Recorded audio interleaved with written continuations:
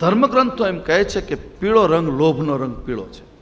અતિશય લોભી એક ટબુડી દૂધ લે, એક ટબુડી, પેલા ટબુડી આવતી ખબર આટલી 100 ગ્રામની, એક ટબુડી દૂધ લે. પછી બધા બહેનો વાતો કરો, બહેનો બધા 4 વાગે આવે એટલે એકબીજા બહેનો બધા વાતો કરે.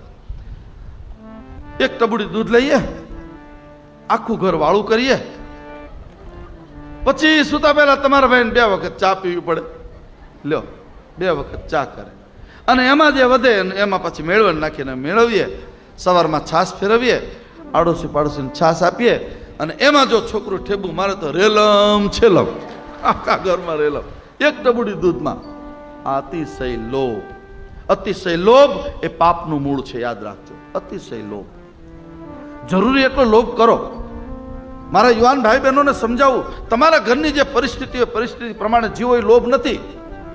દરેક પતિવ્રતા સ્ત્રી નક્કી કરે કે મારા પતિની આવક મહિને 25,000 છે તો સદગુણ પત્ની એને કહેવાય કે એમાં 20,000નો ખર્ચ કરે, 5,000 ઇમરજન્સી અથવા મેડિકલ માટે બચાવીને રાખે, જેથી ઇમરજન્સીમાં કોઈની પાસે માગવા ન જવું પડે. આ પત્નીની વાત છે, ધર્મ પત્નીની વાત છે, વાઇફની વાત નથી. વાઇફ તો 3 ગણું વાપરી નાખે. વાઇફને લાઈફ આવી ને ત્યાંથી લાઈફ બધાની બગડી છે. ધર્મ પત્ની એ કરે કે મારા પતિને ક્યારેય કષ્ટ ન પડે. ધીરે ધીરે થોડું થોડું બચાવીને એક બાજુ ધન સંગ્રહ કરે. અતિશય લોભ, પીળા સોગઠા.